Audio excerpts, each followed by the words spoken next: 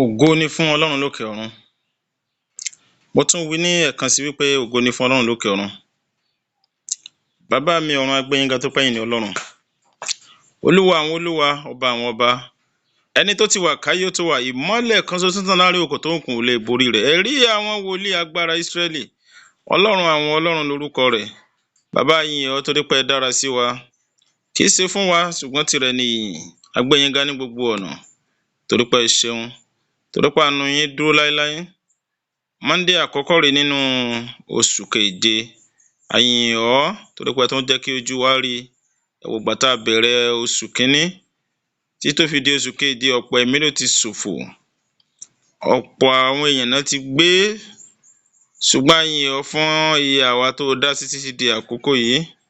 Agbára wa kọ́ o, òye wa sì kọ́, mímọ̀ sí wa kọ́, kì í ṣe pé torí pé a mọ̀ àdúrà gbà. Àánú rẹ mọ̀ ló tó èyí. Kì í ṣe pé àwọn tó lọ yẹn náà ò rá àánú gbà, ṣùgbọ́n o ṣáà fojú rere wò wá. Ọlọ́run o mọ̀ ṣe. Ògo ni fọ́lọ́run lókè ọ̀run. Mo dúpẹ́ lọ́wọ́ Ọlọ́run fún ìgbé ayé àwọn ọmọ Ọlọ́run tí a ń tẹ̀lé wa. Lórúkọ Jésù, iná ò ní tán lọ́wọ́ yín o. Owó tẹ́ fi ra káàdì yẹn, lórúkọ Jésù, ẹ̀mí mímọ́ yóò sọ di púpọ̀ mọ́ yín lọ́wọ́. Bẹ́ẹ̀ bá ti ń bù ú, yóò máa dí ni. Ẹ ò ní ná kan tán kẹ́ ẹ tó rí mi. Ọ̀nà ò máa là fún yín ni lábẹ́ bó ti wù kó rí. Ògo ni fọ́lọ́run lókè ọ̀run. Má ti jẹ́ kó rẹ̀ ọ́, testimony rẹ ti dúró dè ọ́. Ó ta ni sọ fún ọ nìyẹn. Wá gbọ́, ohun méjì ni mo fẹ́ ká gbàdúrà yìí lórí. Àdúrà túsílẹ̀ méjì ni mo fẹ́ ká gbà. Àkọ́kọ́, méjèèjì ẹyọ kan náà ni, ṣùgbọ́n bá ò bá pín sí méjì kò lè yé wa. Màá gbà fún wa, mo fẹ́ kó máa ṣe àmì ni.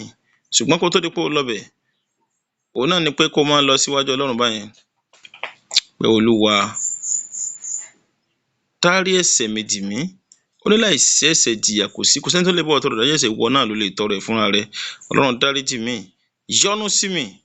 Jẹ́ kí n rí àánú gbà. Jésù Olúwa wa, àmín, àmín, àmín lórúkọ Jésù.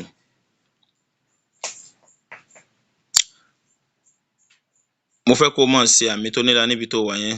Orúkọ Jésù. Orúkọ Jésù. Ó ní a ti fún wa lórúkọ kan tó ju gbogbo orúkọ lọ. Pé ní orúkọ Jésù kí gbókùn kí ó máa wólẹ̀.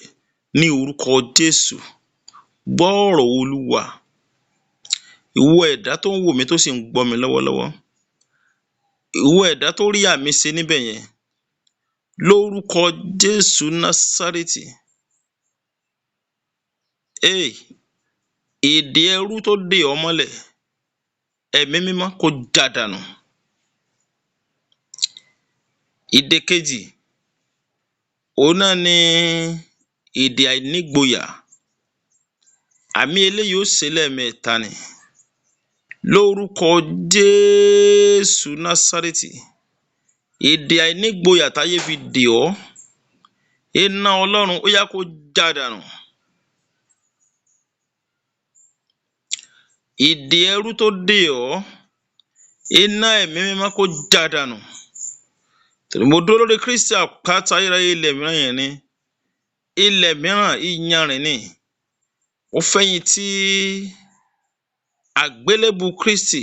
Mo kọ ẹnu mi bọ inú ẹ̀jẹ̀ Jésù. Mo sọ̀rọ̀ àṣẹ jáde, àṣẹ tí wọn kì í takò. Ìdè ẹrú tó dè ọ́, ẹ̀mí mímọ́ kó já dànù. Ìdè ẹrú tó dè ọ́, ẹ̀mí mímọ́ kó já dànù. Ìdè àìnígboyà táyé fi dè ọ́, tó jẹ́ pé àìnígboyà ń fà ọ́ lóko oko àìrógolò.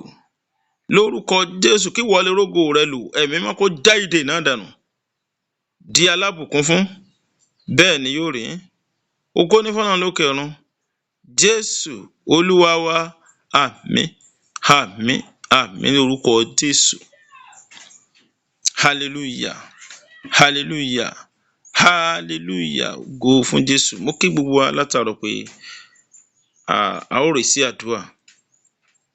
Gbogbo ibi tó ti ń gbọ́ yẹn, tó bá ti ń rí, sá máa share rẹ̀. Jẹ́ kẹ́lòmíì náà máa jàǹfààní. Má kàn ṣe níwọ nìkan. Máa share rẹ̀. Jẹ́ káwọn yẹn náà rí ìtúsílẹ̀. Ìwọ náà ó gbélé ayé gbádùn. Orílẹ̀-èdè lè nira, ṣùgbọ́n ilé rẹ̀ ò ní ní ọ lára. Ìnira ò ní dé bá ọ. Bẹ́ẹ̀ ni yóò rí. God bless.